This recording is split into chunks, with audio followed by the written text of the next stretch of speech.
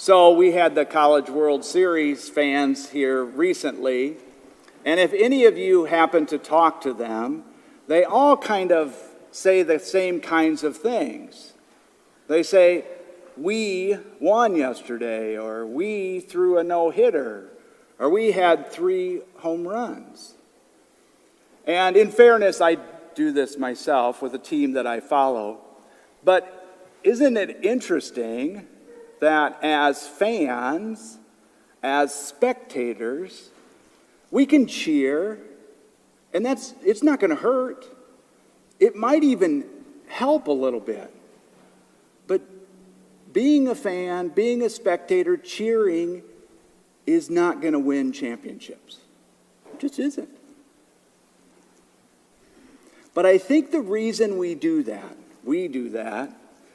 is because we want to be a part of something that's bigger than ourselves. Today we celebrate the solemnity of Saints Peter and Paul. Now remember, Simon, the fisherman, a very unlikely candidate, becomes Peter, the rock, the first pope. And then there's Saul, the greatest of all persecutors of the Christian faith. And he becomes Paul. He becomes a preacher and a teacher and a great writer. They were transformed by encounters with Jesus. And they weren't transformed just a little bit. They were transformed totally, completely, forever. Now, if you're like me, we can identify with Peter and Paul to some degree, especially in terms of their weakness, their brokenness, their sinfulness, their humanness, and their need for God. But both Peter and Paul knew that their success was not dependent on them. Tyler Staton says it, I think, in a beautiful way. A saint has nothing to do with human competence and everything to do with divine grace. Because the thing is, God dwells whenever and wherever we let him in. God dwells whenever and wherever we let him in.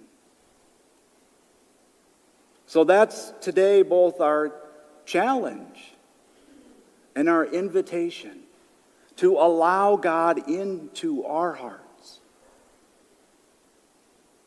In the gospel we just heard, we hear Jesus pose a question to Peter.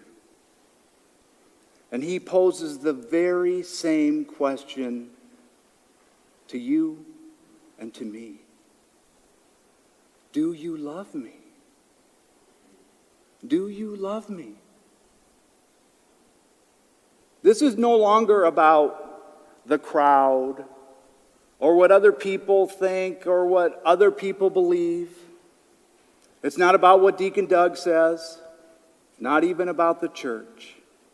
This is personal. And it is the question. Do you love me? Because the answer for each one of us dictates the direction of our life from here on. God is asking you to allow him into your heart so that he can transform you, like he did St. Peter and St. Paul. So that he can transform you to see as he sees, to serve as he serves, to love like he loves.